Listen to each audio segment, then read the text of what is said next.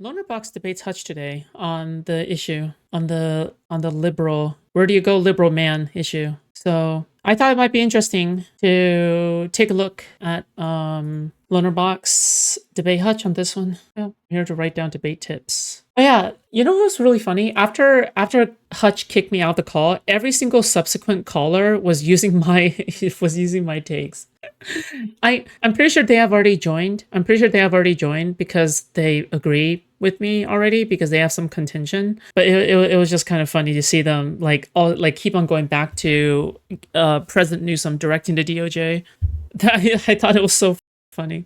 Okay. I'm getting it from all angles. I'm on an island out here, Loner Boy. I'm going to continue to call you Loner Boy. Smooth baldy island. I'm sorry. Apparently I'm the only liberal left on this on the internet right now. At least if you're on an island, you can just kind of like climb a tree and your head will like reflect the light and do some sort of like lighthouse effect. No, Hutch. You have betrayed liberalism, okay? You have betrayed liberalism.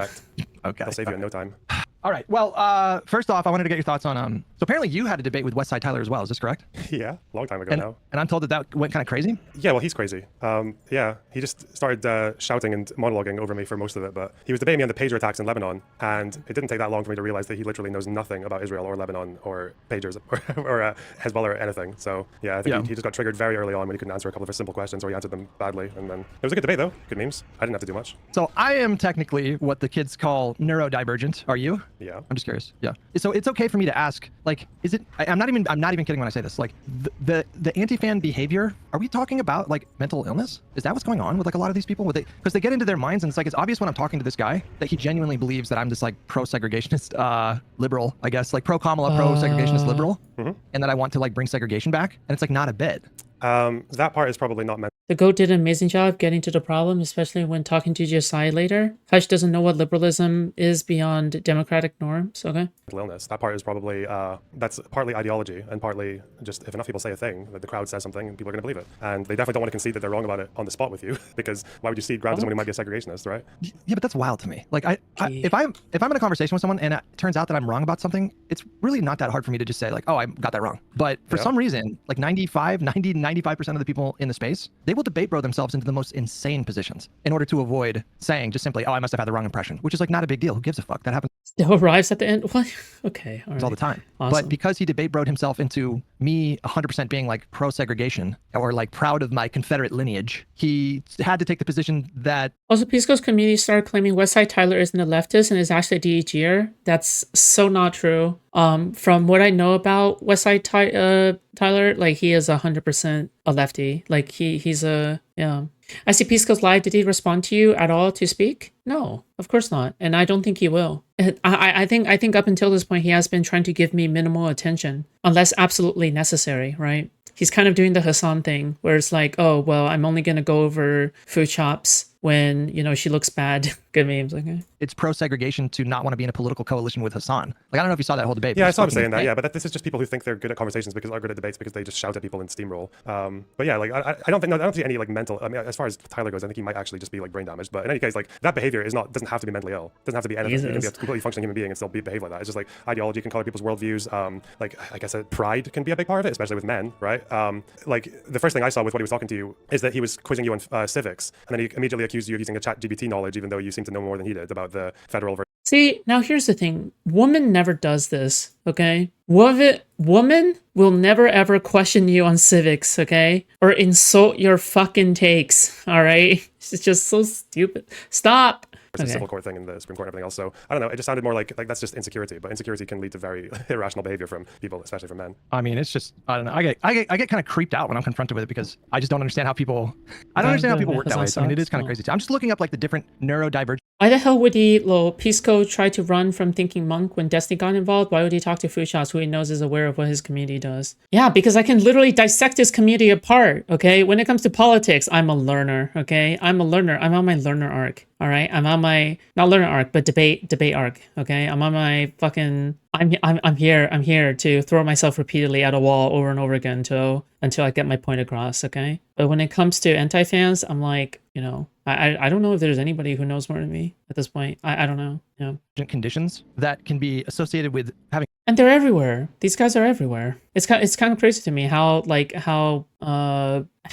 pervasive the anti-fans are, but that's neither here nor there. difficulty detecting sarcasm, and it's actually kind of it's not just autism spectrum disorder. It's there's like quite a few here. So don't you think, like, I don't know, I feel like there's something to my theory Is that important? that the people that kind of box themselves into these insane positions because they can't understand. So like I have talked about, like, I do literally descend from like a really famous like Confederate soldier, Nice. but I've never I'm pretty sure he said this multiple times at this point, right? Like, expressed any like pride in that. In fact, I've expressed like being happy that my interracial relationship and my fucking family that I have which is like wildly diverse at this point. Is it one of those things that got clipped and could be interpreted in a certain way, or is the clip itself clear enough? I mean, I'm What? very easily clippable. I don't think about that. I just kind of talk and say stupid shit, and so I'm very, very easily clippable. So it's possible he saw a clip and just jumped to some conclusion, but I don't know. I feel like there's something there. I feel like there's communities of people online that have like a lot of difficulty picking up on sarcasm. I don't know. That's the only way I can explain this. It's also no, not entirely. Like, again, you can go down that road and you'll personally go insane trying to find out whether the people you're talking to or fighting with are insane through the internet. That's quite difficult to do. But the problem is that what people are doing there, especially with political issues, is that they're doing something that people have been doing since the dawn of time. Is that you have like it takes like people are complex human beings, and coming to a certain judgment about someone's character is like a really difficult thing to do. You have to get to know someone for a while.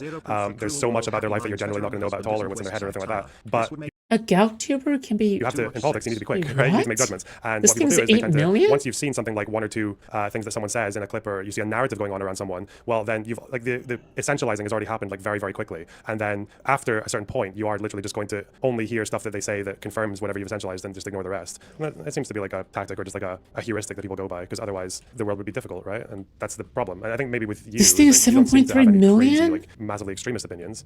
I'm still sort of floored that he attacked you that hard. Bro, P-Skill's attack on me was unhinged. Like, we can all agree on that, right? Like, I'm sure, no? Like, I'm sure we can all agree that it was actually so unhinged. Like, yowza.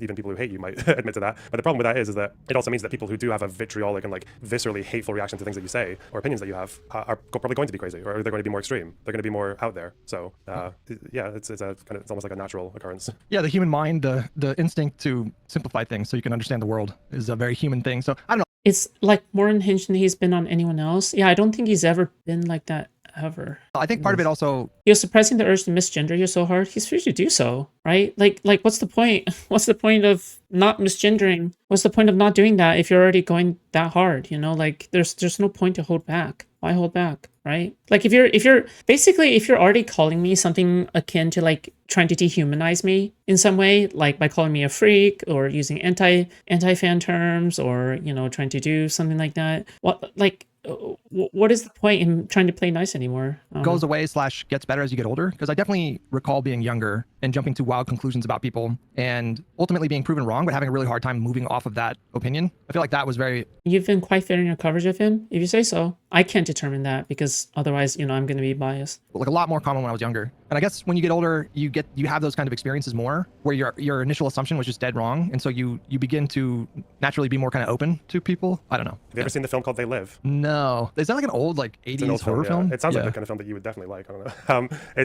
It's the whole obey meme that What does that incidentally a bunch of mean? right wingers started using. Like there's the cap, like the poster that says obey. Oh yeah. It's like this. I know. It's, Because he knows the optics, it's not morally consistent, but he drops the Asian slurs and trans slurs, he knows his career is over. it's an old horror film about aliens have taken over the world, and the main character stumbles across a box of fucking sunglasses, and if you put the sunglasses on, you can see the world as it really is. So you start to notice that some of the people are actually aliens, and all the signs that are like billboards selling goods are actually saying Makes you marry, think. reproduce, and all this kind of shit, right? And Yeah. money is your god, like that kind of nonsense. Yeah, like it's very primitive. Like the writing is quite like juvenile almost, but there's this whole epic scene in it where the guy is trying to convince his friend after he's figured out what's going on, and he's running away from the law because he's ended up fighting. It seems like everyone is being fair to Pisco who isn't Dan. Oh yeah, I think Dan thinks that Pisco is grifting. Against the system, and Yeah, that's he's trying to convince his crazy. friend of what he's seen, and he's trying to get his friend to put on the sunglasses, but his friend doesn't really trust him because he's just been fighting with cops and he's like a fugitive, so he doesn't want to put the glasses on, and they end up fighting. And it's like the longest or one of the longest fight scenes you'll ever see in a film. There's just these two guys beating the Oh, I mean, I think I watched the thing. shit out of each other Back then. because the guy's friend won't put the sunglasses on, right?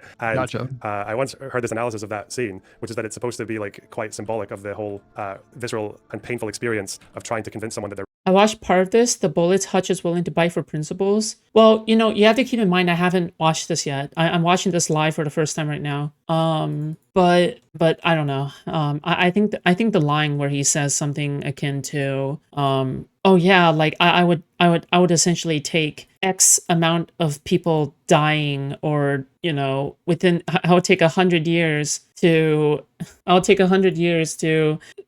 repeal shit liberally if it means protecting the sanctity of liberal democracy. By the end of that, there's going to be nobody left to protect, right? Like by the end of that, like isn't everybody going to be either subjugated or dead? Like okay, like for example, I think another good question is like what if a democratic country was conducting a genocide, right? I think that would be an interesting hypothetical to bring up. What if a democratic country was committing?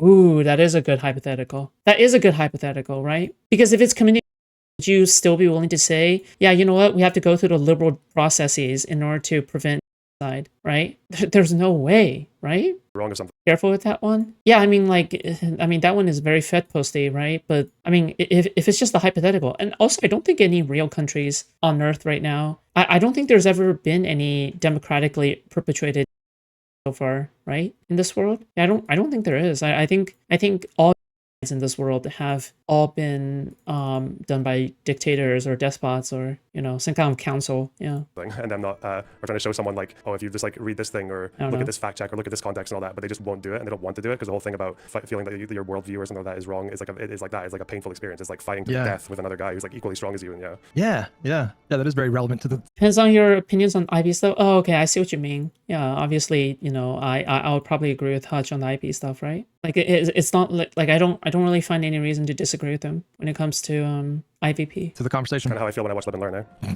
What was your? I don't know. That's a bit drama-pilled. We had an interesting few weeks of discourse on Live and Learn. Drama-pilled. But thankfully, the last episode it was about arguing with a guest more than my co-host. So I don't know if you got a chance to see the conversation with Rashad. It was like 2.5 hours long, so I don't know if you watched the whole thing, but not the whole thing. But I got the gist. Amazing guest. I'm guessing this is all about the whole. I mean, when you said we were going to fight today, I was expecting something to do with that and the conversation you had with Josiah about bending the rules or breaking the norms a little bit to preserve democracy. Is that more or less the fight that you're having right now, as you see it? Yeah, that's been ongoing for a while, but I guess it picked up a little bit more because Rashad took it to a further extreme. But a clip of you popped up on my feed. It's like 2 minutes and 22 seconds here, and it was you talking about the topic that we were unpacking. But now I'm just curious because I mean, I guess it is entirely possible that I'm horrible at articulating what I actually think. So I'm curious what you think my position is, just broadly on the topic. Okay, I will give you the most simple distillation. It sounds like you're Batman. You don't want to break your rule. You don't want to kill the Joker.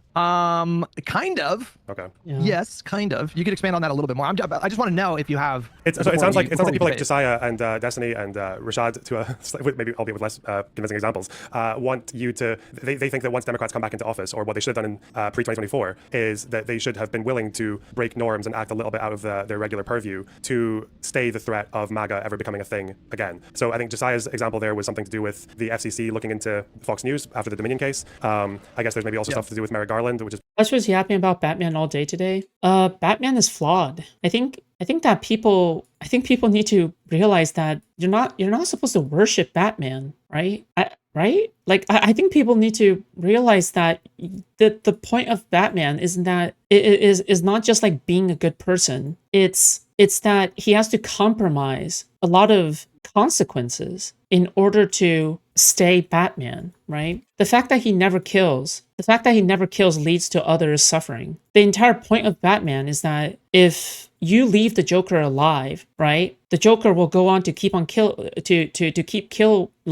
keep on killing people. He'll keep on escaping and then killing people. And he'll never be subjected to the death penalty because he will always be considered like insane. So he'll always be locked up in the asylum, which he would then escape from again, right? That's the entire point of the Joker and the Batman chasing each other all the time. Like the reason why the Joker wants Batman to kill him, to break his one rule, right, is to test his boundaries, is to test his morals, right? It's a really good, like all things considered, it's a really good like yin and yang thing going on. But I just don't know whether or not Hutch appreciates that analysis. Probably where I'd have a stronger opinion. And then from watching that, I was starting to think about, well, what was this like with other countries? And I don't know if you know much about the whole debate about the Weimar Republic and what they could have done to stop the Nazis and the whole debate that goes around that. I'm not great on that history. I know like the very broad strokes of all that, but yeah. Okay. Do you want me to give you an example from there, or do you want to tell me? Yeah, okay. Definitely. Go for it. Right. Yeah. So do you know? So starting with the beer hall putsch, I'll just go through the whole thing, even if you know some of it. So the beer hall putsch is basically when Hitler is basically still a nobody, 1923-24. He tries to take over the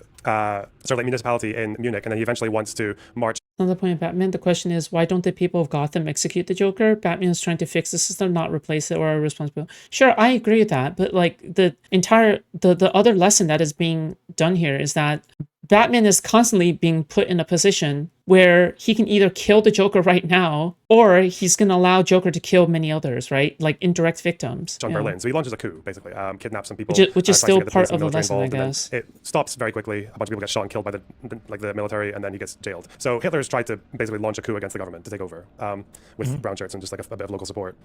He goes to court, and because the Weimar Republic, in its inception, made a compromise with the old order, with the monarchy, and people who supported it, that people who were civil servants, who were appointed by the Kaiser, would a lot of them would stay. So the problem with the Weimar Republic to begin with is that their judiciary and a lot of their civil service was full of people who had sympathies with the monarchy and didn't like the new democratic system. So when Hitler goes on trial for trying to coup the government, he is given a very, very special treatment by the judges because they kind of are a bit curious about him. Like they like the way he talks. They kind of like they sympathize a lot with his narrative. They allow him to bulldoze. All you watch is Nolan's overrated films? Wrong. I watched Batman Beyond. I watched parts of the original series. I watched Joker Returns. Yeah. I watched Flashpoint Paradox. Witnesses, and they allow him to give like a 2 or 3 hour opening statement, like all this kind of shit. And eventually, they give him a very lenient sentence of 5 years. He gets out in 9 months. And the Nazi Party is banned briefly, but then they get unbanned a few years later. So my argument is that there was quite a good opportunity for the president, who was a social democrat at the time, to intervene and to say, another context, the Weimar Republic had this provision in their constitution called Article 48, which basically meant that the president could suspend civil liberties and rule by decree in emergency situations. And they could like deploy the military into different parts of the country to suppress. Oh, that kind of sounds similar to the Insurrection Act or sending in the National Guard, right? Dissent or whatever. And they used this a lot. It was very overused. And people often say that this article was actually like, it was eventually used by Hitler to dissolve or Hindenburg to dissolve the Reichstag and allow Hitler and the president to rule by decree in 33. So, but my thought was, what if they actually hadn't been overusing it? What if they'd been underusing it? Because I think when you have this guy, this crazy fuck who tries to coup the government and is getting special treatment from this monarchist judiciary, why not use Article 48 there to try Hitler under a military court for what he's done? And by the standards of that time, if he had been tried under a military court, he would have probably been executed. And I think he should have been, because that's the standards of the time. Like, he should have been executed for what he did, or at the very least, jailed for the rest of his life and definitely never allowed to run for office as long as he lives. Gotcha. With what you've heard there, would you support or oppose that decision? I would have to look more into the specifics, but you sound reasonable in your argument. I can say that. Even though them using the article in that way was violating precedent. Like, that precedent had been used to quell like paramilitary groups and things like that, but it hadn't really been used because the state or civil courts, the civilian courts, hadn't given you a result that you wanted, right? I think I am struggling to draw a parallel to modern America because our institutions are much stronger than now. Again, like, you're more qualified to go into the details, but my rudimentary understanding is like one of the reasons why. I mean, is it though? Is it just because we have the years, or countries like Italy and Germany fell to fascism is because their institutions were way weaker than ours are currently. And so what my I don't know where, but why? I guess, like, my question is like, why? Like, why do you believe this? I guess is my concern. Might have been a valid prescription at the time. I don't know if that necessarily, if you can apply the same logic, because it is a different kind of calculation. Yeah, it's more just like it's more like a general. It's more of like a general principle in that doing something that you technically can do, but it goes against one, precedent, and two, what you would typically expect like a liberal democracy to do, right? So I'm not principally opposed to that. Okay. I'm not principally opposed to abandoning norms or getting creative or breaking precedent in extraordinary times to deal with some kind of extraordinary threat. I'm not opposed to that at all. It's just a case by case, and you would have to sell me on the merits of each individual pitch. So, the filibuster, for example, that's a Senate rule. It's a norm. I think it's outlived its usefulness. I think the argument for the filibuster was way stronger when we actually had a Congress that was willing to work in a bipartisan. Oh, did he change his mind on the filibuster? I didn't realize the argument that he was making. Did he change his mind on the filibuster? Because last time I remember, I'm pretty sure Hutch is like very, very against abolishing the filibuster, but I could be wrong. Fashion pretty regularly for decades, and so you just didn't have the kind of gridlock that you're dealing with now. And I'm not sure if you saw, but there was an interview that Brian Tyler Cohen did recently with Barack Obama, and he talked I thought he did a really good job of like laying out the reasoning for why why Democrats should take a long, like, hard look at that rule. It wasn't until more recent. It's because there's this asymmetry in our aspirations as parties. The Republican Party, much of what they want to do, I mean, literally like 80-90% of what they actually want to do when someone like Donald Trump comes into office, they can do without legislation or without a filibuster proof. He has always wanted filibuster gone, just wants to be crypto about it in elections. What does he want in elections? Anyway, just just don't be crazy, or bill or without, these kinds of things, without a constitutional amendment. They can, like Donald Trump can just do a lot of stuff with executive power. Yeah. And then you go over to the Democratic side of the aisle, and the Democratic voter base are really passionately asking for big reforms, things that transform the healthcare system, or maybe even they want to do like a lot of like social democratic policies, like you see in the Nordic states and these kinds of things. And these require 60 votes in the Senate, which is just basically unthinkable right now in the current moment. And on top of that, it's hard to imagine either party getting to a 60 vote threshold in the next like 10 years. I mean, it could happen. There could be some kind of sea change that occurs, and then did Hutch respond to reports that nope, never seen that? I didn't even know and about that changes that. the landscape. But I wouldn't because be of that surprised. gridlock, I mean, this gridlock disproportionately, and I mean massively disproportionately, favors Republicans. Like they benefit from this gridlock tremendously. And so for that reason, I don't think, even though I do think that the filibuster did at one point serve a useful function, I'm at a point now where I am on board with getting rid of it. Acknowledging the downsides. So like there's a lot of that, there's stuff that comes with that perspective. makes me really uncomfortable. Okay. Like I'm really glad that the filibuster exists right now, for example, while we are the minority party. So it's just a case by case. And on the particular issue of Gavin Newsom, hypothetical Gavin Newsom, President Newsom, campaigning on basically like lock them up and then getting sworn in 2029 and doing an executive order to instruct DOJ to investigate the previous administration. Yeah. I think I can give you very practical, pragmatic reasons that go beyond any kind of sanctity of norms. Like I'm not, the case that I want to make against Gavin Newsom doing that is not one of, well, this is a norm that we have to protect. Like it's not, there's just very practical political reasons why I think that this would be stupid. And then some of it has to do with the norm, but yeah, I don't know if you have any response there. Was that an example that was brought up by Rashad, or was that like a Josiah or Pisco's one, the Gavin Newsom executive order? That was Josiah and Pisco and, probably 90% of my chat and like a lot of people on social media. I remember, okay, that's coming back to me. So as far as, because the way to do it to me is a bit more vague because I don't know the American system like well enough for that decision, but so for one, do you agree that there's a problem in America in the sense that you had someone who tried to coup the government, Trump, and you had all of his friends who helped him, and they're most of them are just kind of like waddling around just like happy dandy and doing their thing, and they can there's not really all that much stopping them from doing a lot of the same crazy shit that they did before, and Trump is now president. Like that's obviously like an issue, right? Like do you think that like the fact that Trump can't possibly be an is that issue. Trump shouldn't have been allowed to run for office in 2024? I agree. Okay, so what went wrong there? There's a really simple solution, or there's a really simple answer to your question. It's not complicated. There's a significant rot. Pisco freaked out when he said everyone was against Hutch, and Hutch admits 90% of his chat is against him. Wait, what? What do you mean? He's reacting to it right now? Like right now? In the Republican Party right now. So if we rewind the clock back to 1973, 1974, hold on, what year was Watergate? What year did Nixon resign? I think it was 1974. Weimar is also a Democrat. Pretty weird edge case. Okay, I see. I know nothing about the Myanmar or anything. I just knew that there was a military coup. And then they began to go from house to house doing military coup shit. Okay. I think that was about the other Lib and Learn hosts. Oh. It's bugging me. I'm sorry. It was 1974. The Republican Party at that time, I mean, I don't know how much you know about U.S. history. You seem to be like really informed on history stuff. But like at the time, the Republican Party was really strong. Nixon in '68 just absolutely blew the fuck out of the Democratic nominee, this guy named Humphrey. And in 1972, it was a Reagan-Mondale landslide. He won every single state except for one state. And so the Republican Party at that time had so much power, way more power than they currently have, with more kind of evenly split margins in the Congress and a not really convincing electoral win from Trump in November 2024. But even then, back then, you had a Republican Party that actually seemed to have people with actual principles, that actually believed in the principles of liberal democracy. And they saw what Nixon did with Watergate as more and more stuff came out and became public information. They reached a point where they believed that it was just untenable to have him stay in office. And so the Republican leadership in Congress at the time went to the White House, sat down with Nixon, and told him, listen, you can either resign and get a pardon from Ford, or we will impeach you, we will convict you in the Senate, and there will be criminal charges. And he decided to resign. We don't have that Republican Party now. Like that Republican Party, the rot has been increasing year over year for decades. It's just been getting worse and worse and worse and worse. And now we're in a situation where it's basically like Frankenstein's monster. And the party in terms of the people that are in the Congress are just, they're all sycophants. They're all corrupt. None of them have any kind of like principle allegiance to the Constitution, to the American system of government. They're all purely motivated by self-interest. They, want to leverage their friendly relationship with Donald Trump to, advance their careers once they leave office, do podcasts, whatever the fuck they're going to do. And so there's just no mechanism of accountability that we can rely on from the Republican side of the aisle. So that was a bit long-winded, but that's basically what's happening right now. Because there would have been a political solution to make sure that Donald Trump was not able to run for office after January 6th. It would have been the second impeachment. The Democrats impeached Donald Trump in the House. It kicked over to the Senate. There was some early reporting that McConnell was considering trying to whip votes behind the scenes to convict him in the Senate to make sure that he could never run for office ever again. There were a lot of Republicans in the Congress at the time that were, very pissed off about what happened on January 6th. And then McConnell got cold feet and decided not to do that. And there was another mechanism to make sure that he couldn't run again. Well, actually, I don't even know technically, but if the court cases had played out, he would have lost in federal court against Jack Smith. He very, very likely would have been sentenced to prison, and I doubt he would have won election. Technically, I think you can run even if you're in prison, but I really doubt he would have won if he was in prison. So yeah. Okay. Trump would do it.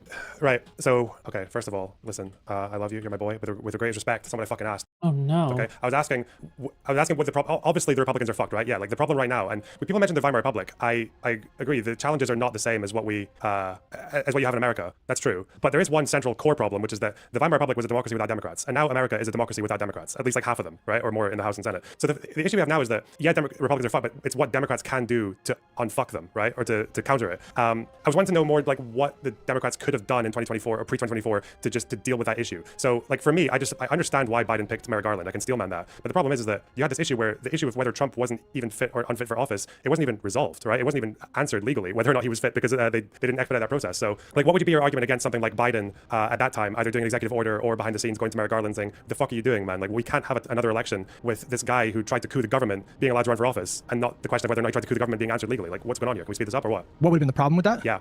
Well, there's a few ways of getting at that. I mean, there's a few different answers there, but if I want to restrict it to, first of all, hang on. Didn't you tell me, what was the question you asked me that I did that answer for? Oh, I was kind of joking. I was just saying what went wrong. Like what went wrong that allowed Trump to run for office? And you pointed to like problems with the Republican Party. I got lost in I was more asking. analog? Yeah, I was asked. Yeah. And I was asking what. Okay. Obviously, Republicans are fucked, but we're in a position right now where it's like, yeah, the hordes are battering at the gates, and we're just like, why is this happening? And it's like, well, they're a bunch of hordes. They just don't like us that much. Yeah, we know the hordes are fucked. I just want to know what the defenders can do. Yeah, oh, the Democrats. Lord. No, but my point was that it's not something that one political party necessarily has the power to do on their own. And in the case of problem, then. I mean, it is a problem. But this is one of the imperfections, I guess, of like liberal democracy. And that's not okay, right? Like you kind of want to work on these imperfections, right? Like you kind of want to implement things that would make your version of liberal democracy more perfect, right? Like you wouldn't want progress on liberal democracy to be stagnant, right? Like the last thing you want is for liberal democracy to be unchanged and to be the same like throughout time, right? And not have some degree of restrictions and whatever, right? Like this is the problem with the amendments and shit like that, right? Like it's just you can't really have a situation where a party can just unilaterally stop someone from running for president, especially if that person still has the support of 40 to 45% of the country. It's not something that they can just like do on their own. And as far as like what the issue would have been for Biden to do what you suggest, I also don't like how Hutch paints this as something that is impossible for us but totally possible for the Republicans. The fact that he has a different answer on the same action, and the only difference is the political party, should go to show how far we have came in terms of how black-pilled I guess we are, right? Like to me, it is such a big sign that things are super whack right now when it's clear that we just can't do what the Republicans do, and that to me is an issue, right? How could you say it's equal? It's not equal, right? It's not equal. From mission to goon, you don't have to tell me. TMI. Well, I think the issue is pretty obvious there. Merrick Garland was a Boy Scout. Like he was a fierce institutionalist. He did have respect for the longstanding norm of an independent DOJ. And if Biden would have done that, Merrick Garland literally would have resigned that day and probably gone to the media to say, I was asked to do this. I'm resigning. This is, beneath the office of the presidency. And So that would have just been a major fucking scandal for the Biden administration. I mean, that would have he was already on thin ice at that point. The public had already lost confidence in him because he was visibly aging and very easily clippable and, and all that stuff. Yeah. And so if he would have added this on top of that, that would have really, that would have been devastating, I think, for his presidency. I think Donald Trump would have won by even more. Okay, so it would have had to probably be like an executive order, right? Like if he was going to do it rather than doing it sneakily. And he probably just shouldn't have appointed Merrick Garland at all. He should have probably appointed someone who was actually going to do the thing. Because to me, you said Merrick Garland was an institutionalist. I don't even know if I agree with that in practice, because I think you get to a point where you're being so institutionalist that you're willing to like sacrifice the sanctity of your institutions to stick to like a particular norm. Because here you've got like a double-edged sword. Like there's like a catch-22. One is that you be the institutionalist and you don't break the norms and you do things. I'm curious how many on the right are blackpilled towards Trump. Let's see if you can answer this question, okay? Because if you're based, I think we would all understand. I think we would all understand this. Why is it that maybe Republicans are blackpilled on MAGA? Like, why is that the case? Why is that the case? I think the reason why that's the case is because they're not being fascist enough. They're not being fascist enough, all right? They're not going faster. They're not going faster in terms of fascism enough to the point where there's something here. And because fascism needs support. Fascism needs momentum, all right? If you can't get things done fast, you start to lose momentum. They aren't displeased with Trump because Trump is, like he's too extreme, he's too crazy, okay? No. The reason why they're displeased with Trump is because he's not enacting fascism fast enough. That's the issue, right? Partially being unable to concede in a meaningful way against MAGA. Yeah.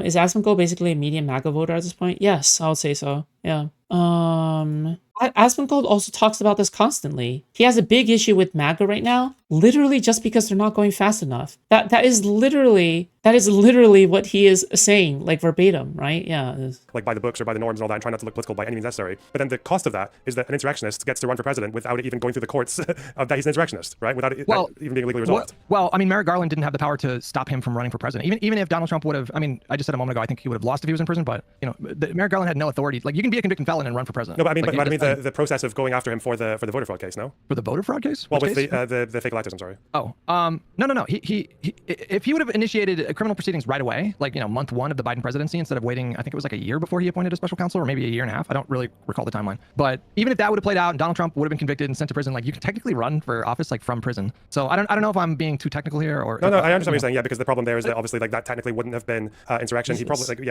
I'd assume he would have probably gone to prison for that, or but then there's still a problem there because is your argument basically that wouldn't have because it's technically not insurrection, like he can still run again, like the 14th Amendment doesn't stop him even if he's been found to literally try to coup the government with he's guilty of a coup but not insurrection, right? Like yeah, Jack Smith didn't charge him with insurrection. Yeah, but I know. Yeah. So let me just say real quick, I fully agree that Merrick Garland drug his feet, and I think even more egregiously than on the Jan 6 stuff, because he could have as soon as he was confirmed by the Senate and took over that job, he could have appointed a special counsel day one to look into Jan 6 into the Jan 6 stuff. But even more dead to rights was the classified document stuff in Florida. I don't know how familiar you are with that case. Yeah, I read through the indictment, the first one. Yeah. Okay, so they had him fucking dead to rights. I mean, like really quickly into Biden's term, they knew, like the DOJ, FBI, Garland, they knew that he was lying to them about what documents they had. They knew that he was trying to get his subordinates to, lie to FBI investigators. They were moving the documents from here and there. They were trying to literally destroy evidence. They knew he was doing that for fucking like. What were the consequences for lying, right? The normie doesn't even know about all of these investigations. I barely know about all of these investigations. What did we get out of it? A year and a half before they finally did a raid in Mar-a-Lago. And that case was a fucking slam dunk. And so the fact that Garland waited as long as he did, I think that was because he was concerned about the appearance of any kind of like political influence in the investigation. But in that caution, he sort of indirectly caused, I think, Trump's second term. And so I would never fight anyone on the idea that Merrick Garland waited too long. I would not fight anyone who said that Biden, who think that Biden appointed the wrong person for that. He should have appointed more. Also, nobody has the special ability of hindsight. That's not a thing, right?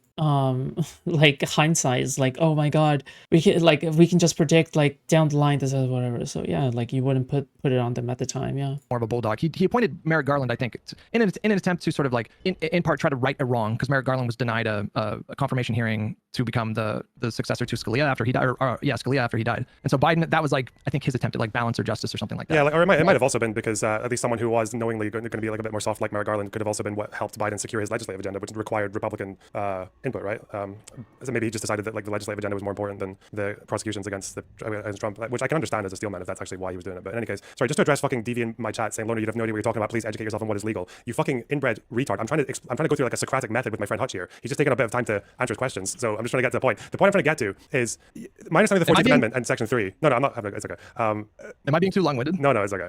Nothing you're saying is irrelevant or anything. You can tell me. You can tell me. It's fine. I'm trying to get to this idea that with article with 14th Amendment 3 or whatever, am I correct that insurrection doesn't need to be a criminal conviction, right? To disqualify? I gotta be honest with you, I don't know. I'm not the legal guy. Okay. I don't read legal. Right. So the problem that I seem to run into, I'm trying to understand this with the 14th Amendment, is that it says that like somebody who's an insurrectionist or rebellion or whatever, they can't run for president. But I don't think it actually says that it has, or I don't think it's understood that it has to be like a criminal conviction, which is why I think the states were trying to have their input. But then the problem I run into is like, even if that's the case, then like who enforces it? The problem I'm trying to like get through is that it seems like there is a fundamental problem in the American system itself that has allowed this to happen. It shouldn't really be the case that it depends on who you pick as the head of the DOJ on whether or not a guy who tries to coup the government can run for president. Like that should be settled every single time it happens into eternity. But in this case, it wasn't only that it wasn't even applied. Well, now I'm just curious about what Hutch's answer is to this, right? Because clearly this is a flawed system, right? Like you have to acknowledge that this is most definitely something that shouldn't be happening. Because yeah, that's pretty fucked, right? And the question wasn't even answered. It's not like he even got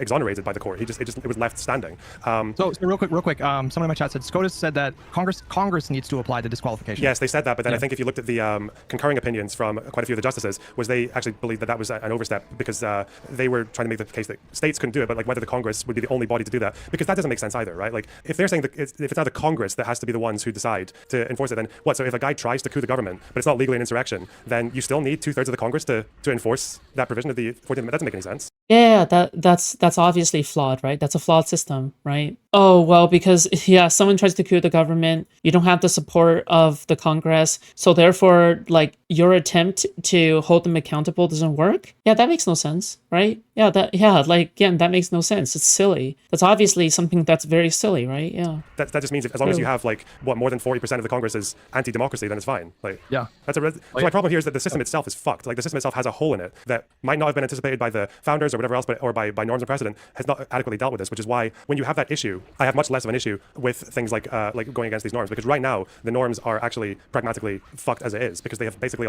Well, I mean, this is my entire argument, but Lonerbox just put it better and more coherently, I think. So the entire day, Hutch has just been hearing the same fucking arguments. Like, fuck me, dude.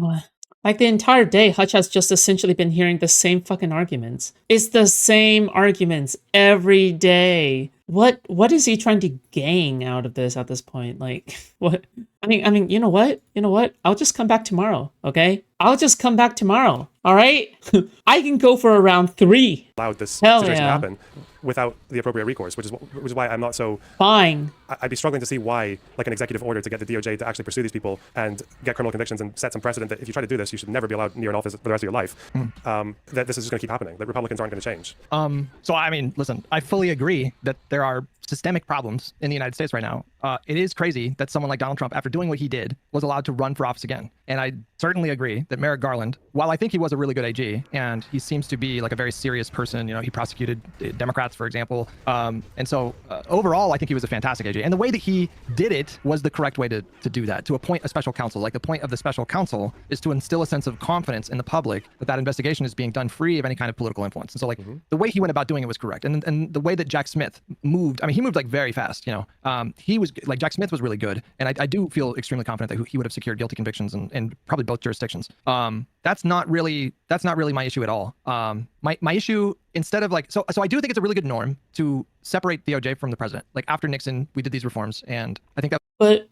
But you know another reason why I think that Hutch is listening to Lonerbox is because Lonerbox has credibility. So I think that Hutch is like taking his arguments with a lot more good faith. I think that when I talk, it's not the same as when Lonerbox talks as well. Like it's twofold, right? Like, the issue is twofold. In addition to everything, you know, yeah. I don't have Lonerbox's voice either. So if I was presenting Lonerbox's argument in the same way, I don't know. I don't think Hutch would have listened, because I usually do not say this, but I feel like the way that Hutch acts is like, oh, you're just a youngling. You're just a youngster. Oh, you're a Zoomer. Oh, you don't know anything. Oh, don't worry. Let me teach you the way, Padawan. Let me teach you. It's like this very condescending, like, thing that he does that I really don't like. Which is why I think that Hutch takes. It's obvious to me that, you know, me and Lonerbox agrees, but it's just that Hutch takes Lonerbox way more seriously because he has the credibility. It's yeah. Anyway, you're unhinged in a fun way that allows him to dismiss good points. But I was listen, okay. I was coherent in my chaos. All right, I was coherent in my chaos. All right, we weren't presenting your arguments super well clearly. Yeah, I agree with that. Was a really good norm to establish. The presidency and the executive branch and the agencies, their reputations were extremely damaged in the eyes of the public after Watergate. Like, Watergate was a significant national trauma. I don't think people realized like what a big deal it was at the time, but it really broke a lot of people's hearts. You could argue that it was like He's trying to little bro everybody, yeah, which is funny because there are people who are older than him who disagree, right? He's always trying to use this like, oh, age is wisdom type shit. Okay, great. I guess we should all listen to Donald Trump. He's like the oldest one of all. Okay? One of the things that really kind of set us on this dark path was like the trauma of that. Because in the decades before that, America was kind of defined by really kind of unbridled optimism and, you know, the conflict with the Soviets. And it was just a much more positive thing. And then after that whole Watergate scandal came out and you know, people just plainly saw that the president was just like really nakedly, blatantly corrupt. It was like traumatizing for a lot of Americans. And so, and it's just generally a good rule to have. But I thought the same thing at the end of this conversation. I realized the reason he was saying what he's saying. Okay. We should not have a criminal justice You used to have a chatter like that? A chatter like system. what? We should not have an agency like the Department of Justice that are acting as personal instruments of the president. Like he was a guy who changed his life to be more active and only spent time on Discord to convince people to get off their computer. He would act like everyone's dad. But like Hutch? You mean somebody in my audience was like Hutch? Where he just spends all of his time like trying to convince people to be more active, but then he himself is not active in any way whatsoever? Yeah? Give me a name. It's just not a good thing to happen. I don't and remember. If you just open that box again, then I think you're just speed running. I mean, I understand that people's opinions in America of our institutions is already at a low point right now. But that doesn't mean that we just abandon that principle altogether and just, you know, just like get rid of that norm. So I do believe in preserving that norm just on the merits. But what I'm offering to you, and I don't think you responded, I don't think you really responded to that, was like the practical reason why. I can't remember his name. This is not a good option. If Biden would have done that, that would have sunk his presidency. I mean, he had this insanely good legislative track record. If he would have done what you think that he should have done, you know, really early on in his presidency, that would have killed maybe all of the efforts past like the ARP, like every piece of legislation. That would have been like, I don't think any of that would have gotten done, because as soon as you embroil a president in a scandal like that and their approval numbers go down and you make the entire party vulnerable to attacks from Republicans in that kind of way, well, you know, he's not going to get any bills done. He's going to spend all his time on the back foot on defense about this thing. We probably going to lose. Like, it would have been an actual red wave in the midterm elections. We wouldn't have picked up a seat in the Senate. And it would have. Wait, but keep in mind this: you don't get to prosecute Trump. Trump throws a successful coup, even though a lot of the people behind his coup is locked up. He gets to pardon all of them when he becomes dictator later, and we end up with an American. Is that what you want, right? Okay, so you're talking about losing the election. I'm talking about losing millions of Americans, okay? You're talking about an election cycle. I'm talking about never again happening again, okay? We're not the same, all right? We are not the same. You're talking about losing a single election. I'm talking about saving the soul of the nation, okay? Preventing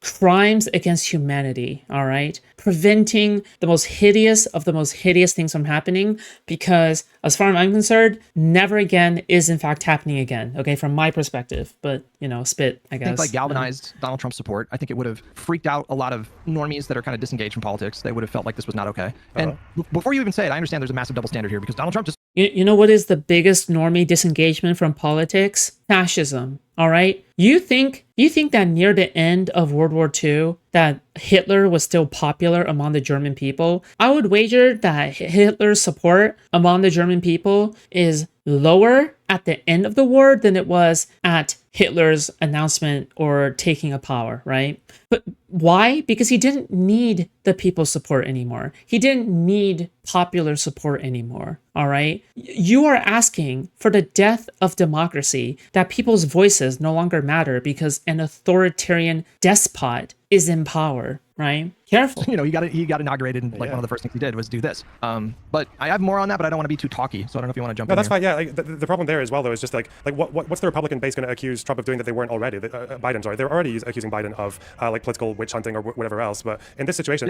that prediction is maybe like phase one of what might happen. But if he actually does manage to, through his intervention, expedite the process of putting Trump through like a proper hearing on the fake elector scheme, then the next phase of that also is that why doesn't anything that comes out of that trial or that hearing become national news and fuck the Republicans even more? Like, what if Trump's having to go and explain himself in front of a court about the fake elector scheme and stuff that he says before and afterwards when he's in the hearing like that? Why wouldn't that start to come into the news cycle?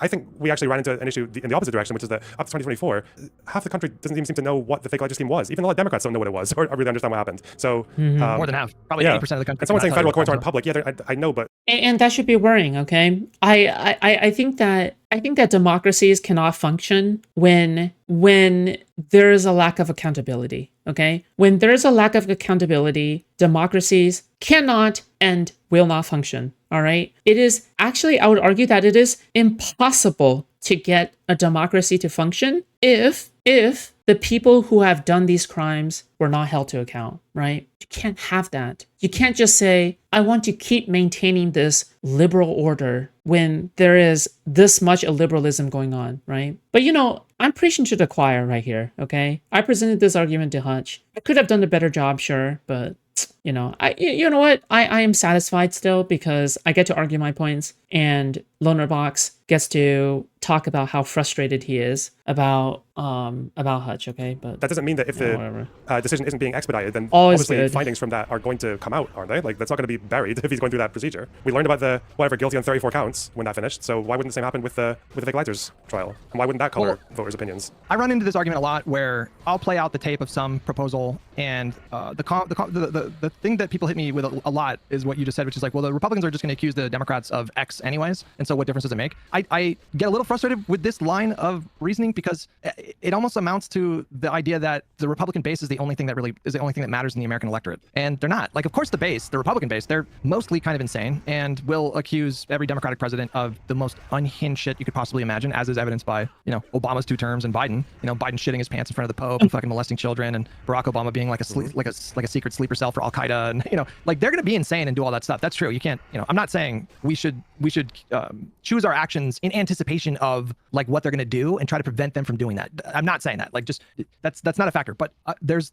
a lot of other people in the country besides just the Republican Party base. You do have and this number is growing. About 40% of the country right now are registered independents. Mm-hmm. They have leans. Like, there's like most of them have partisan leans. So like percentage of them are going to be Republican leaning independents, and a percentage of them are going to be Democratic leaning independents.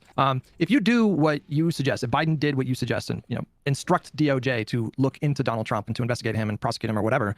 Oh, wait, hold on. So he agrees with me? Like, Lonerbox agrees with me? Forget the Republican base. That doesn't matter. You will lose like a very decent chunk of the center, and you will lose some Democrats at the same. Like, it's not 5, 7, 8% of Democrats are going to be disgusted with that kind of. I mean, I would have been disgusted by that. I would have still continued to vote Democrat, but I would have been really disappointed if I would have seen that. You wouldn't have tried to defend him on it in the sense that like there's a problem here. There's an insurrectionist trying to run for presidency, and he's not getting dealt with legally, and the DOJ is not fulfilling its function, at least in terms of serving the Republic, right? Like, it's a very key part of it, isn't it? No, you wouldn't try to defend that decision, or? I guess what I'm trying to get at is, obviously my calculation is, I think that had he done what you suggested, it would have made the situation even worse. That's what I think. Okay, but that's the pragmatic argument rather than the principled argument. So because but I'm just saying. So it sounds like just. Okay, I'm just gonna say it. I've been nice. All right, I have been so nice to Hutch. All right, I have been Mimi. I have been nice. All right, I think Hutch has lost his goddamn mind. Okay, I think that Hutch has lost his fucking mind. Okay, I'm gonna be quite frank right here. Okay, because after like what 3 debates about this with Hutch. After 3 debates, I think I deserve this opinion. Okay,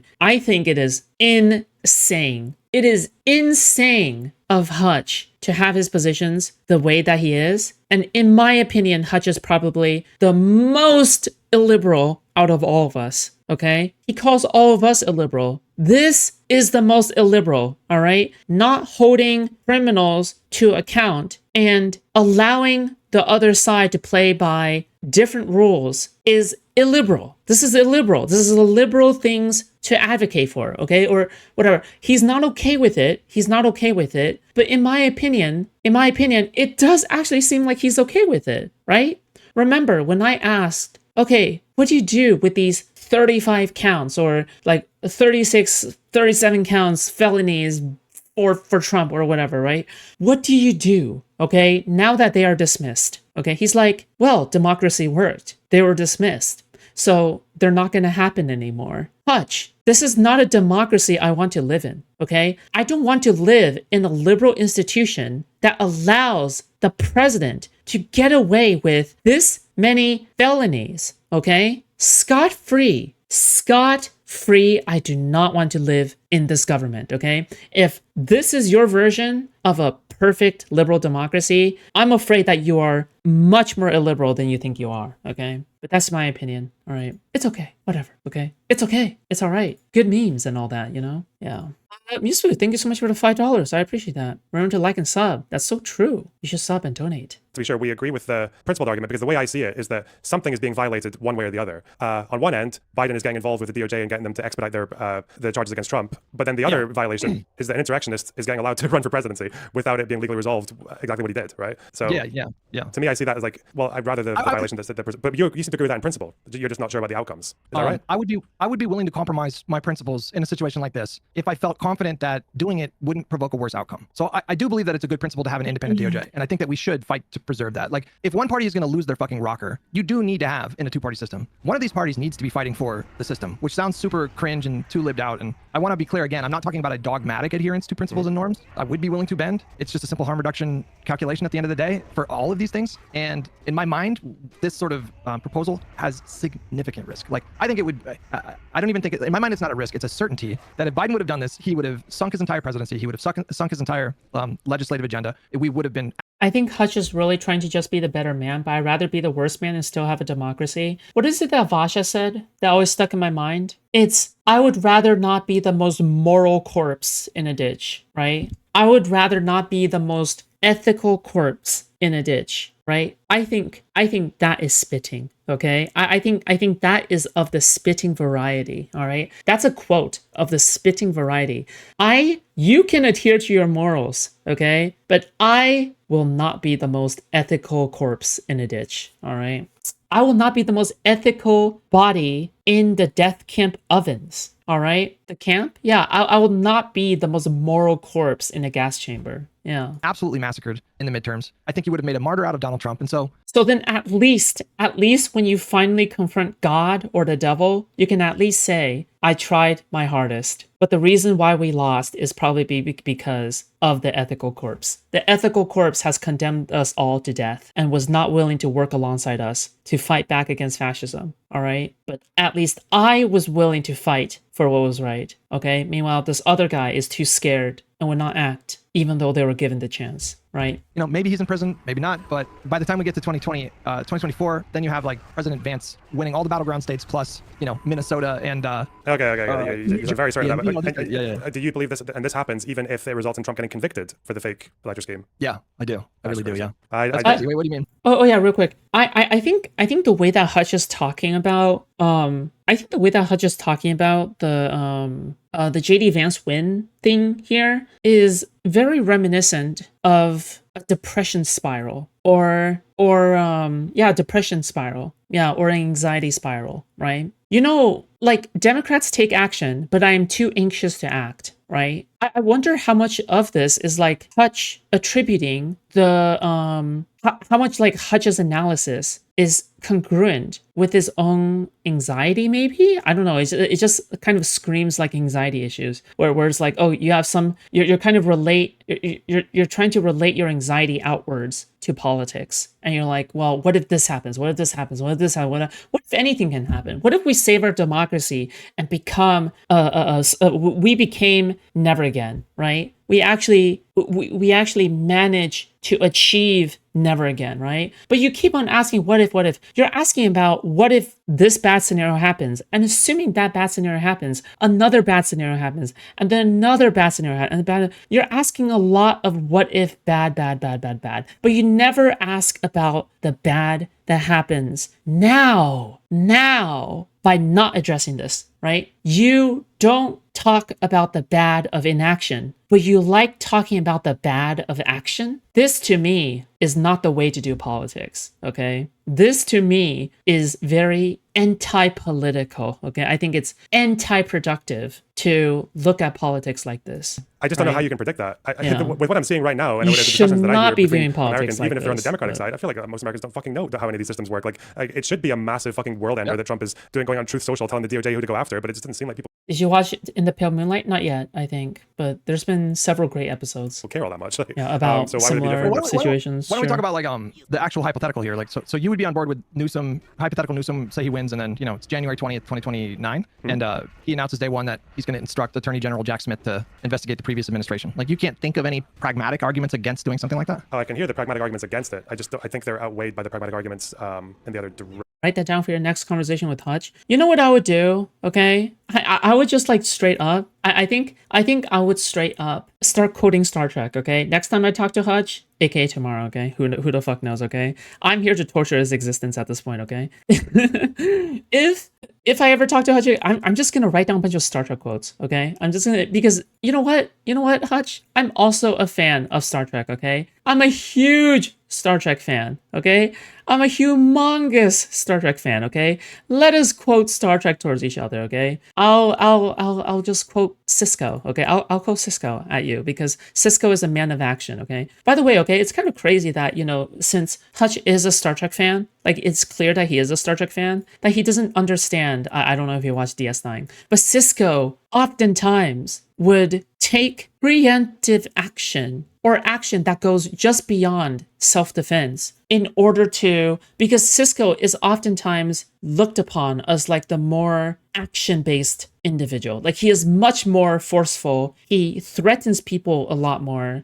He threatens people with violence a lot more as well. But the reason why he's portrayed in such a positive light is because it's necessary, right? Just like how Picard is a peacetime leader, okay? Cisco is a wartime leader, right? But ultimately, you wouldn't expect Cisco to be a leader in peace times, just like how you wouldn't expect Picard to be a leader in wartime, right? One is a war leader, the other is a peace leader, right? If you want to be a war leader, you have to take action. You can't just be, fucking around, all right? Like, yeah. So I think that he's missing the point of Star Trek. Like, I'm sorry, but it's, fuck, what is that thing in the drumhead, right? Sometimes the people who are like the most evil are the people who are like the ones that are not the most easily spotted or whatever, right? The people who proclaim themselves as like the fucking arbiters of morality and ethics and justice and whatever, right? Sometimes evil is hidden in plain sight or whatever. It's beautiful. It's like one of the best episodes because of that, right? Because it really conveys the message that sometimes evil is complacency, right? Sometimes evil is complacency. Yeah. That episode is about what you're willing to sacrifice to preserve the Federation, not just other people or resources, but your own ability to sleep at night and respect yourself. Yeah.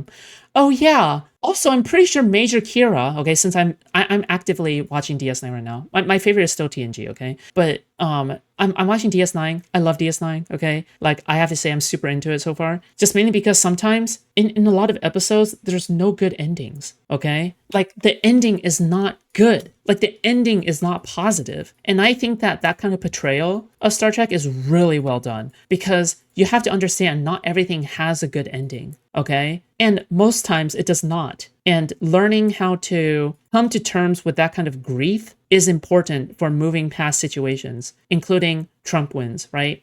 Whenever Trump wins, that is grief, right? But Wesley is annoying. I agree with you. But then, like, obviously when we talk about, oh yeah, this is my favorite show, I'm sure we're all thinking about our favorite seasons, which are typically not the flawed seasons, right? But like, I don't know. I think most people who watch Star Trek misinterpret Star Trek though. Like that's the issue, is that I actually think that most people who watch Star Trek don't actually understand Star Trek. Like how many conservatives are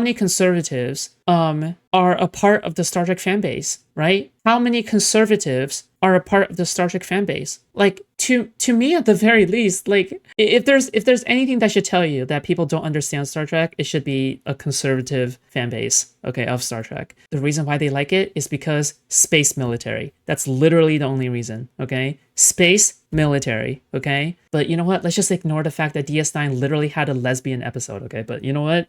We'll just ignore that, okay? We don't see it. We don't see it. We don't see the Dax lesbian kiss, okay? We don't. I choose not to see it, okay? All right? Direction. I think, or like the arguments against not doing it, because something is missing right now. There's like a missing piece in the American system where doing things properly. Conservatives are okay with lesbians on Pornhub, but they don't want to see lesbians in their everyday life, okay? They don't want to see two sexy women kissing each other in front of their children. Why? Because they think it'll influence their kids to not produce children anymore, okay? But they sure are okay with it when they have their cock in their hand, okay? So, you know what? Slay, I guess. Is not, or doing things normally is not answering it. So maybe that solution in particular, and again, I don't know the legal theory of the American system well enough to know like if there are better alternatives, but something different and something uncomfortable needs to happen. Is like the more broad prescription I'm making. It seems like you're okay with that principle, but you just don't seem to know, you don't seem to have heard an example that's convincing to you. Is that right? I haven't heard an example that I think mitigates. 99% of lesbians do not look like the Pornhub lesbians. That's why. Why? Because they're overweight.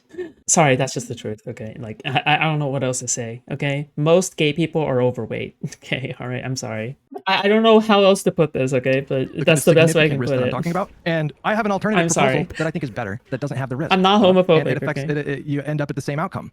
My whole thing this entire time is, Newsom can run in 2028 on a platform of accountability for corruption in government. Yeah. You just keep that shit nice and general, so that Most you people don't are signal fat, to yeah. voters that you want to But wield especially DOJ as a LGBT are personal instrument fatter. of the Democratic Party. But you can Okay, say, I'm just trying to be fair no here. one is above the law. I want my, if Personal ranking, DS9, TNG, Voyager, Enterprise, TOS. I think that if DS9 continues to go on the path that it is on right now, I think DS9 might actually win out over like TNG. But I think that this might be recency bias playing in because I'm like watching DS9 right now. Like who knows? Like I could be watching Voyager and then Voyager like overtakes TNG and DS9 because of recency bias, right? Like I'm a victim of recency bias, so you have to kind of be careful about that. Cats are okay. Thank you so much for the $1.50. I appreciate that. Thank you. If you elect me president, I pledge to nominate a candidate that will aggressively pursue government corruption at any level of government. And, as he's picking his attorneys general candidates or whatever, Also, it would make sense that my audience is super into Star Trek because all of you guys are like in your mid 30s and like early 40s, okay? The people who are most into Star Trek are the people who are they're old, okay? I don't know how else to say it. How many 20-year-olds do you see are into Star Trek? How many 20-year-olds are into Star Trek? None of them. Okay, like pretty much none of them, right? I think the Star Trek fan base is a dying fan base. It's over, dude. I think it's actually over. It's rip. He can ask them after the last Trekkie dies, Star Trek is over. more general questions. Like you can get at the same outcome without any of the baggage. Like the American president, usually what happens is the voters will give a party a trifecta for 2 years and then they take it away. That's because the new stuff sucks, except for Picard season 3, but we don't talk about the rest of Picard and we don't talk about the other shows, okay? Who are way too heavy-handed in their delivery of the lesson of the episode, okay?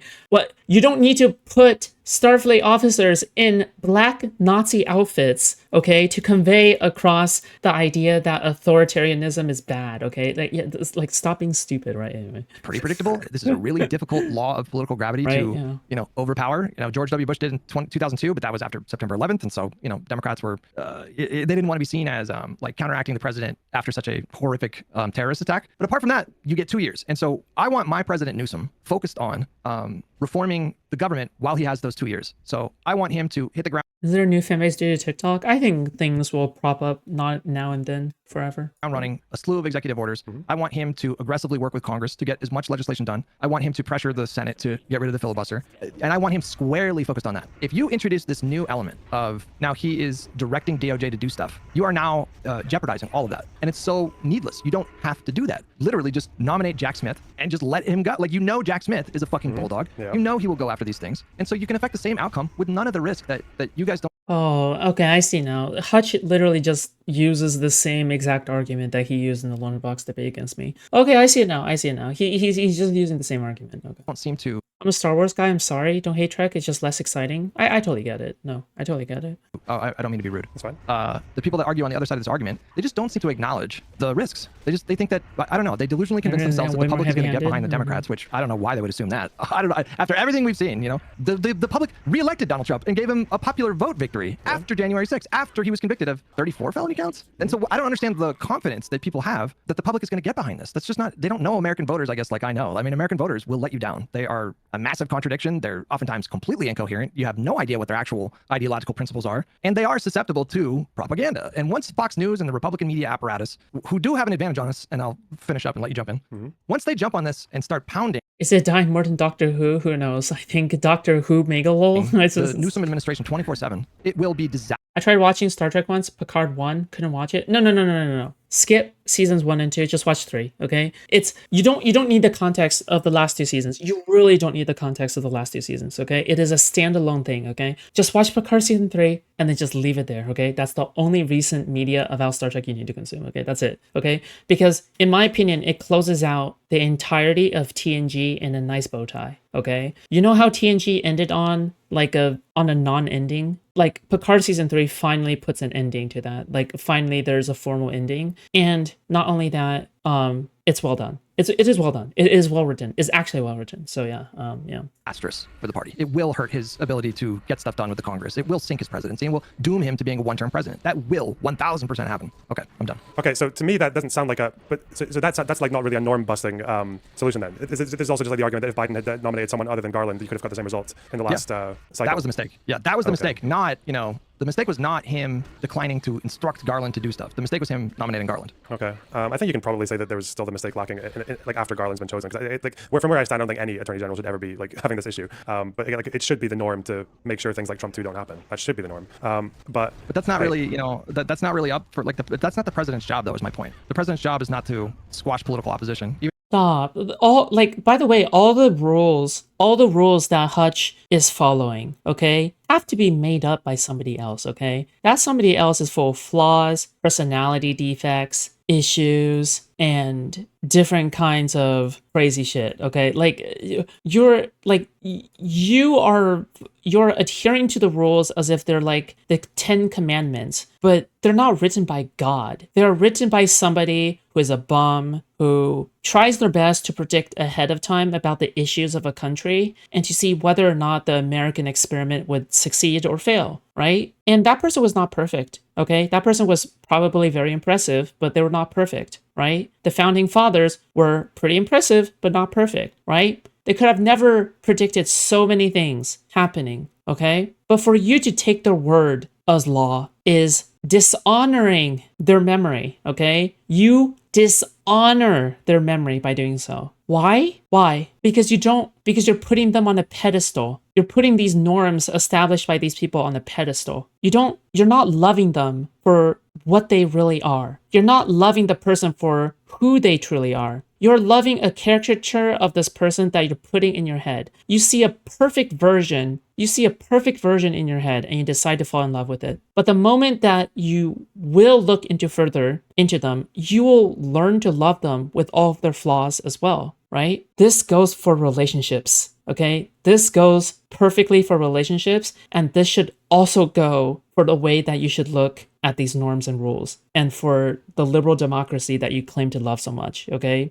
You shouldn't be in a honeymoon phase at this time. A honeymoon phase with democracy and liberal democracy is a blind one, okay? You should be in a stable, loving relationship with liberal democracy at this stage in your life, okay?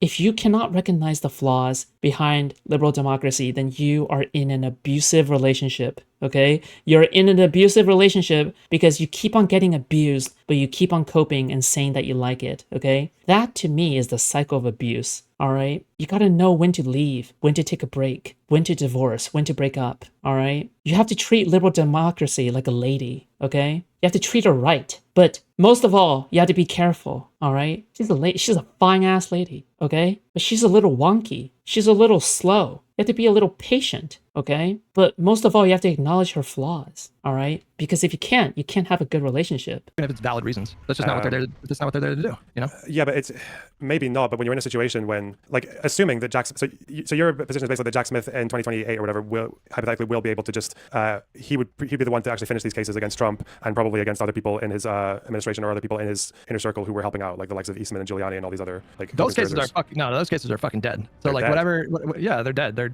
There's no chance of those cases coming back as far as I understand. Chat, I'm pretty sure those cases are settled. Like as soon as he became president, the DOJ has a longstanding policy of not indicting presidents, and so literally the day after I think it was the day after, it was very shortly after the election, Jack Smith announced that they were ending those cases, and the statute of limitations are probably going to lapse by the time he leaves. But on top of that, Donald Trump is very, very, very likely to blanket pardon his entire cabinet minus people who pissed him off and himself when he's on the way out the door in 2029. And so I don't know what options Jack Smith is going to have, but you can still have state level prosecutors who, if they find crimes, they can prosecute him like we saw in New York and Georgia.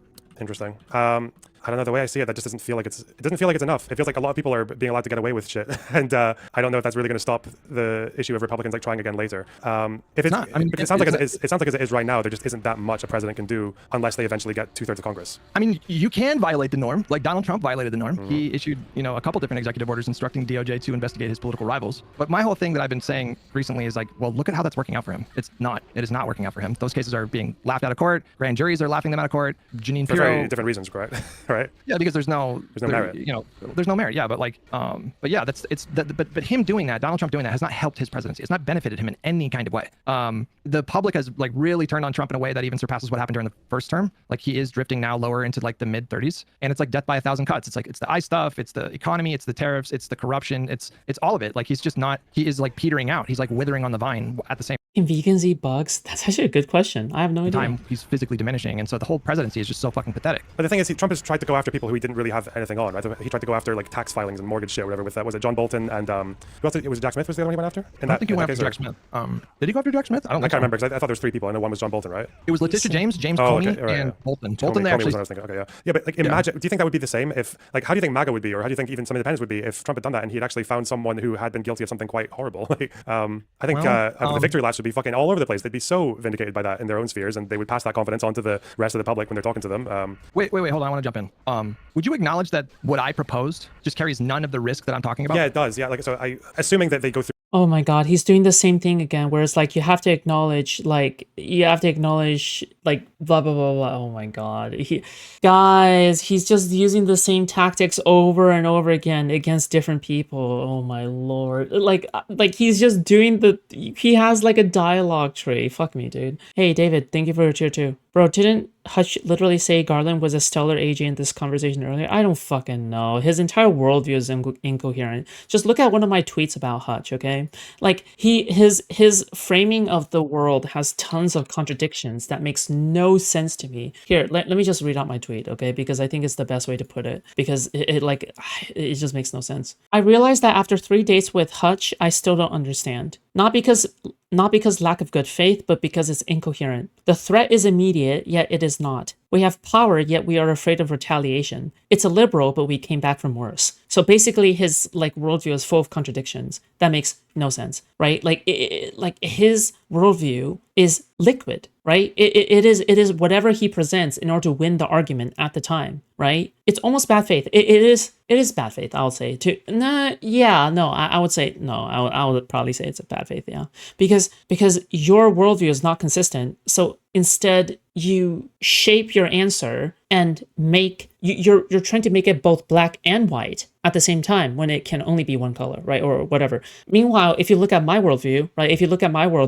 It's consistent, right? It is consistent. It is consistent. Like the way that I interpret the world is very consistent, but the way that he interprets the world is very inconsistent, right? Like for example, Hutch, the way that Hutch interprets it is like, so at times he says that we are in danger of an immediate threat because he wouldn't be surprised if Trump pulls some crazy shit. But yet at the same time, we are 20 steps away from a civil war, right? Meanwhile, my worldview, okay, which is very consistent, is we are one step away. We are one step away. I'm going to always be arguing on this, that we are one step away, okay? He can decide to do it tomorrow. All right. He can decide to do it tomorrow. We are one step away. I have never, ever argued that we are 20 steps away from a civil war. Okay. Right now, during this time. Okay. Never. All right. I don't like my positions on this is not malleable. It's not malleable. Okay. And then we have power, yet we are afraid of retaliation. Okay. Ready. We have power. Okay. Like, oh, Democrats are doing so much. But at the same time, we're afraid of retaliation. Oh, no, if we do too much, then, the Republicans will come after us, right? Meanwhile, my position has always been,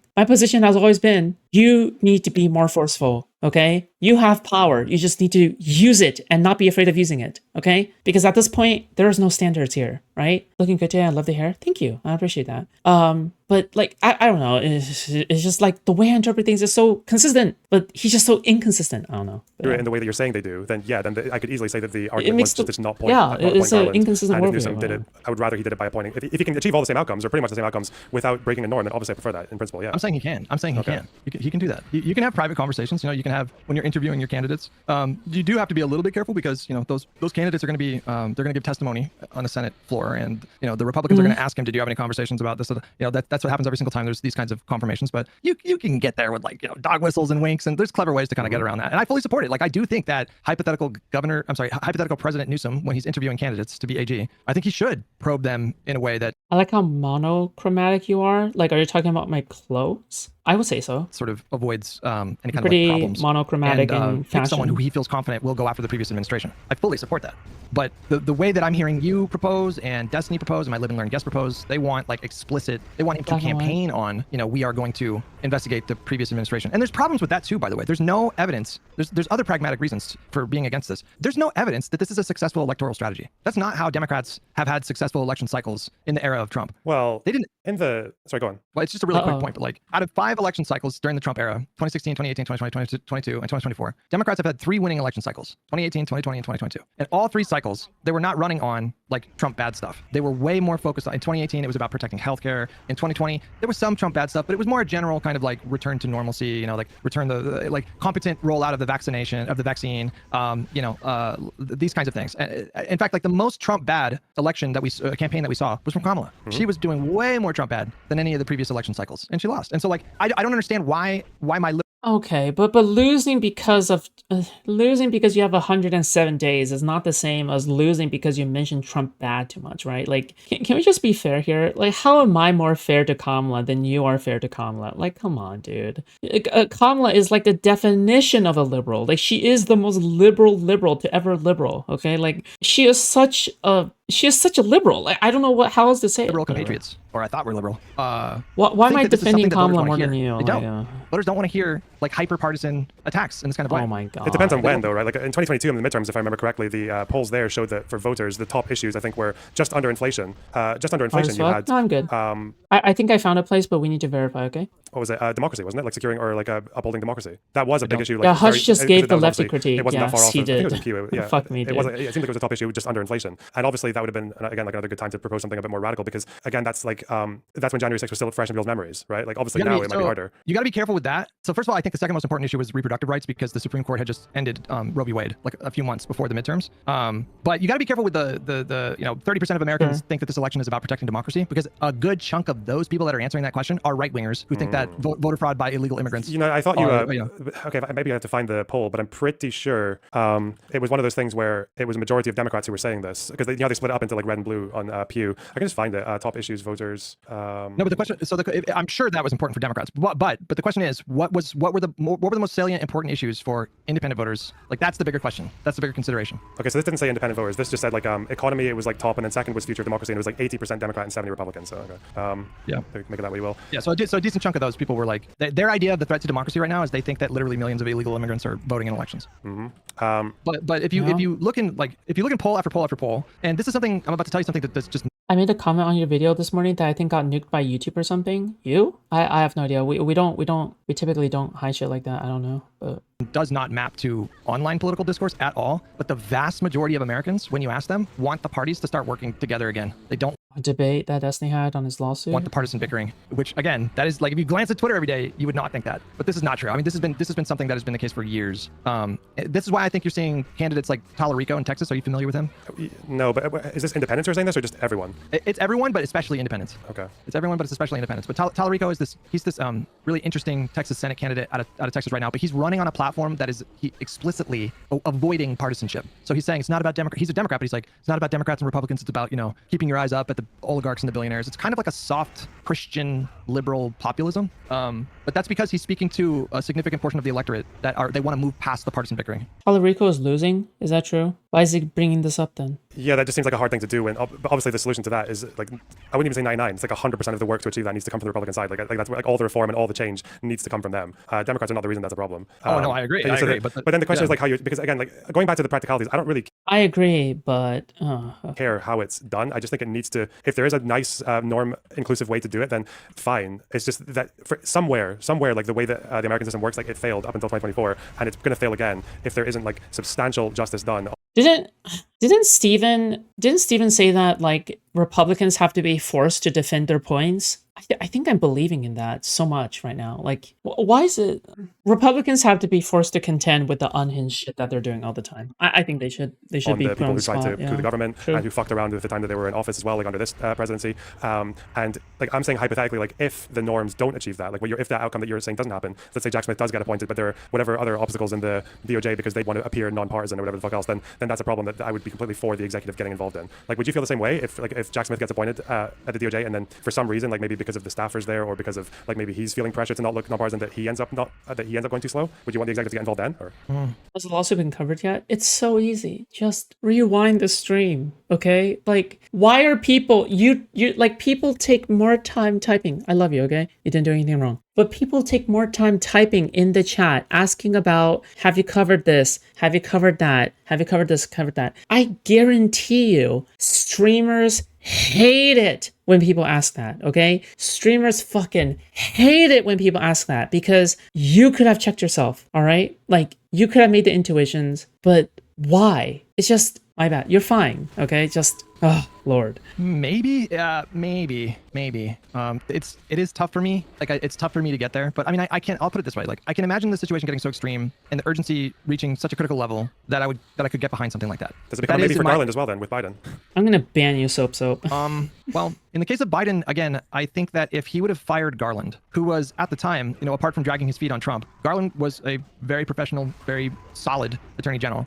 And if Biden would have fired Garland, everybody would have known that it was because he wasn't moving fast enough on Trump, and that would have significantly damaged Biden. It would have effectively terminated his entire legislative agenda. It would have led to really bad performance in the midterms instead of picking up a Senate and running the board against Trump's crazy candidates that he was pushing for. And I think it would have resulted in either Vance or Trump or whoever the nominee for the Republican Party. It would have resulted, I think, in a pretty convincing mandate for them. So Biden was not a very popular president. Obviously, he hovered around 42%. Okay, you expected Chatter to answer. Okay, but thank God. Even with that, which is not a horrible, I guess not a terrible rating, but despite that, he was still able to get so much done in Congress, and he was still able to do a lot of stuff as president that I think was really good policy that helped people. And all of that is severely imperiled if you mire your administration in the kind of controversy that would have come with something like this. I mean, I get what you're saying in terms of there's an urgency here. I agree. If this administration, if nobody faces any kind of legal accountability for the things that they're doing, then there's so much incentive for the next Republican to just do the same shit, and that is obviously not tenable. True. And so, to the extent that I would be willing to compromise my Yes, you dumb. principles to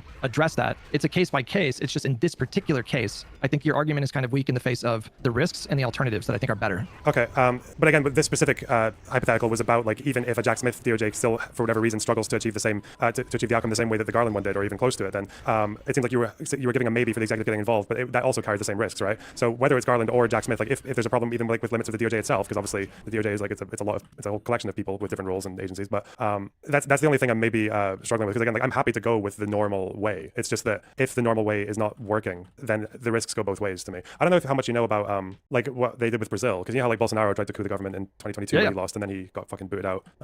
So what they, again, I've only looked at this recently, but what they seem to do is that well, first of all, their Supreme Court is quite different from the United States one, right? Their Supreme Court can actually be the ones that launch investigations. They can They can do quite a few things. That they have more of a closer to a DOJ role almost with what they can do. Wait, did you say that the courts can initiate investigations in Brazil? The Supreme Court, I think they can. Yeah. What the fuck? That's an interesting system. Okay. Newsblue, thank you so much for $5. If you miss a segment, sub to all the channels, and it will likely be one of them soon. Yeah, but sorry, what do you say about Brazil? They can They can do quite a few things. That they have more of closer to a DOJ role almost with what they can do. Wait, did you say that the courts can initiate investigations in Brazil? The Supreme Court, I think they can. Yeah. What the fuck? That's an interesting system. Okay. Yeah, so it seems like a lot of what they do is similar to maybe what I think the DOJ should have been doing, because they also have a fake news inquiry where they can investigate people who were engaging in slander and fake stories and specifically threatening the court itself. But basically, in 2019, they oversaw a whole bunch of they went through this kind of overhaul against disinformation and things like that, and it resulted in something like court decisions becoming expedited a lot quicker. So it used to be a third of cases were ruled on in a single year, but then the year after it was 2/3 or 70%. And they were also basically they allowed themselves to order the removal of disinformation around elections. The Supreme Court did this, and then obviously they finally ruled against Bolsonaro because he abused his power for corruption, protecting his son, whatever else, and also for manipulating media coverage around the election. So he's basically banned from office until 2030, and other people in his administration as well are banned. But it seems like to get an equivalent of that in America would require some kind of change. You know what? I wish. Okay, I wish. One can dream. Okay, one can dream. One can dream. Okay, one can dream about something like that happening here. Okay. Oh Lord, great. To the DOJ to make the DOJ more proactive in terms of protecting democracy, because the problem I see is that the president getting involved with the DOJ looks bad because you can't make it look non-partisan. But the problem there as well is that it's if one side is anti-democracy, then everything you do to defend democracy will look partisan, right? Even if the DOJ unilaterally or without any pressure from the president decides to go and pursue defense of democracy, it's going to look partisan because the only people to go after will be Republicans, right? True. Lonerbox is spitting. Okay, that's actually a really good point. I've never heard that one before. If one side is partisan, okay, if one side is partisan and they're trying to destroy democracy, any action taken to defend democracy will always look partisan. That is such a good point. That's such a good point. That's such a good point. No matter what, you'll always look bad. You'll always look bad to a group of people. You'll always look partisan. That's just the sacrifice you have to take if you want to prevent damage to democracy. Good point, actually. Yeah, 100%. Okay. The other case that you Then I just do not get why Hutch wouldn't change his fucking take. Okay, whatever, man. This guy is just. Ugh. went over with Josiah, I guess, because I was curious to get your thoughts on this, was like, he was talking about the FCC going after Fox because of the Dominion scandal. Is that right? Yeah. Okay. Do you see this the same way? Like, it's just not the FCC's job? Like, they're generally supposed to be laissez-faire when it comes to free speech? And, like, why would they start investigating Fox after the civil suit? Or? So our investigative agencies, so the FCC is a regulatory agency, so I don't think it would be under the DOJ, right? No. But our agencies are supposed to be like free from any kind of political influence. And so there's two different hypotheticals that we're talking about here. There's one hypothetical where through the Dominion lawsuit and information that became public during that process, and maybe the FCC gets like anonymous phone call giving them a tip about some kind of like impropriety or illegality on the part of Fox. In that situation, if the FCC opens an investigation, that's great. That's how the agency is supposed to operate. James, thank you so much for the $5. They had to call it Live and Learn because BJ Gray, Brian Joy Gray, has already used the Bad Faith podcast. Peace go Bad Faith to Hutch, who's Bad Faith to Josiah. True. Anyways, but I felt like what Josiah was saying without fully committing to it in a way that like Rashad did, I felt like he was coming at it more from, let's just decide to arbitrarily open an investigation into Fox News in search of a crime because we disapprove of them being a propaganda arm for Trump. And at that point, then it becomes a partisan investigation. Then it becomes a politically Well, then just you do investigations based off of lies and disinformation, right? motivated investigation. You arrive at a conclusion. Fox News is a propaganda arm of the MAGA movement, and they've done a tremendous amount of harm to the country, or whatever. And they need to go to jail. No, you start at the beginning, which is they are saying lies. They're spreading lies and propaganda and slander and whatever without any kind of reflection or jurisdiction or any kind of like, I don't know, retrospection with no, like with nothing but reward. Okay, with nothing but reward. Dominion exists, dumbass. Exactly. They're coming to invade us. Okay, that's enough DS9 references. Okay, jail or be shut down or whatever. You start from that, and then you like go searching for crimes to try to affect that outcome. Mm-hmm. That would be a like a corrupt application of like the law or regulations or these kinds of things. But again, if they find probable cause to investigate Fox, like through some means or another, then that's completely appropriate, obviously, to investigate any crime and proceed with charges if necessary. Make referrals to the DOJ or sue them or whatever. Yeah. And maybe you know more of this than I do. Have you ever considered to just let the Republicans do whatever the fuck they want to do ever? Have you thought about the possibility of just letting the Republicans do whatever the fuck they want? Well, I guess the fact that they were already in that lawsuit with Dominion, that got settled because it was a civil case, right? Like it wasn't like a. They settled.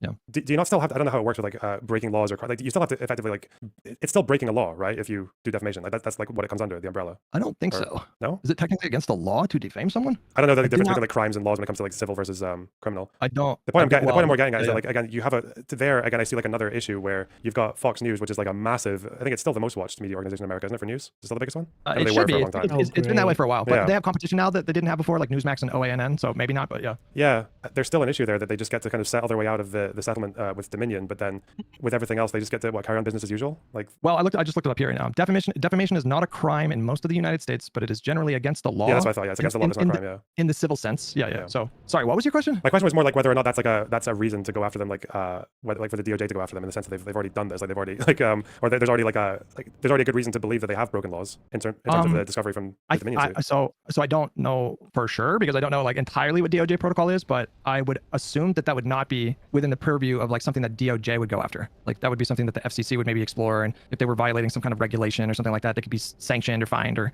these kinds of things. But I don't think that DOJ would get involved until it escalated unless it escalated into like a bigger crime. Like if they found like Fox News was like bribing politicians, that's when DOJ I think would get involved. But anything short of those kinds of crimes, then it would be a break from precedent, and it would be seen obviously as like politicizing the DOJ. Yeah. So, but it sounds like this dispute was more to do with the FCC, right? The dispute between Dominion and Fox. No, between you and Josiah. Sorry, ask the question again. It sounded like the dispute that you had with Josiah was about whether or not the FCC should have gone in on Fox News because of the Dominion stuff. I didn't even, yeah, so the dispute was that I think Josiah said something along the lines of, I can imagine a world where the FCC saw some kind of evidence of a crime and then looked into them, but he didn't cite what statute he thought Fox News was violating. He didn't cite any particular kind of crime. And to me, that indicates that the person's psychology is they're thinking about it in terms of the outcome first and then the investigation second. So the outcome would be like, maybe take Fox News off the air, or, like.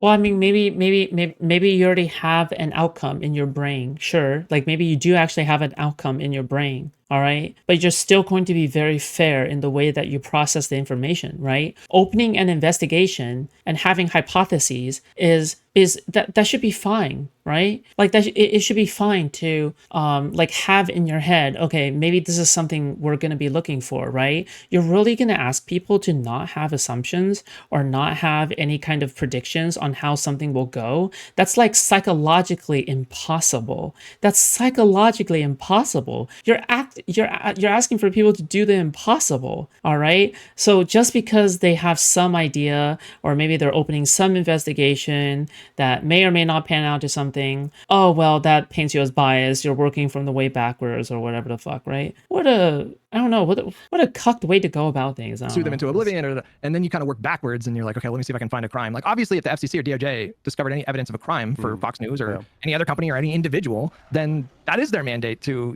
then you go to a judge and you get a warrant to like look through their emails or go through their house or whatever. That's the legal constitutional process that we have in this country. And any kind of break from that for partisan reasons carries significant risk in a way that disproportionately affects Democrats. So that, like, to your point earlier, there is a fucking double standard here because Donald Trump is blatantly weaponizing all of these agencies, IRS, the FEC, the FCC, the DOJ. Like he's blatantly corruptly weaponizing these agencies to go after his rivals. And it's unclear the extent of the political price he pays for that. But are you familiar with the thing that happened on Obama's watch where there were these rewind conservative nonprofits that were audited by the IRS? $5 billion. Okay. Well, there was the IRS, you know what the IRS is, right? Yeah. They started to audit and go after a bunch of nonprofits during Obama's watch. 1/3 of all the nonprofits that they went after were progressive aligned groups, liberal aligned groups, Democratic Party aligned groups. You have to be kind of careful when you're nonprofit in terms of like partisan stuff, and then about 2/3 of them, I think, were conservative, religious, Christian kind of groups. And this was a thing that they turned into a quote unquote scandal in like Republican media for years. So they still talk about it to this day. I mean, if you go on Twitter right now and search IRS Obama, you could probably find like several tweets today of people still talking about it. And of course, like they're going to do what they do, obviously. Like the Republican Party, they're going to make a mountain out of a molehill. They are going to try to manufacture every controversy that they could come up with. But that doesn't mean that you should make it easy for them. Like you make their job of convincing voters in the middle, which is what they're really trying to do at the end of the day. You make that easier when you just do the things that they're accusing you of doing. And so I think you just shouldn't do those things. Let me ask you something. I want to ask you a question. So we both agree that there are very serious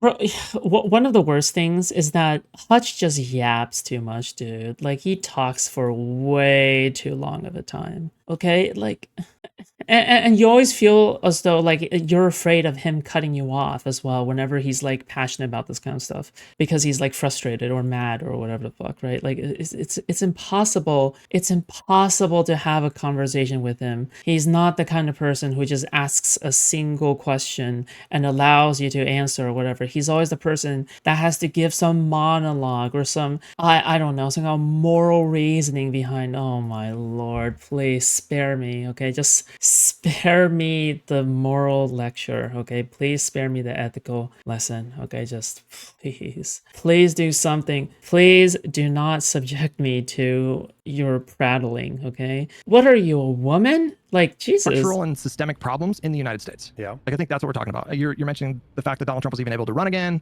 Compare that with like Brazil or South Korea. Yep.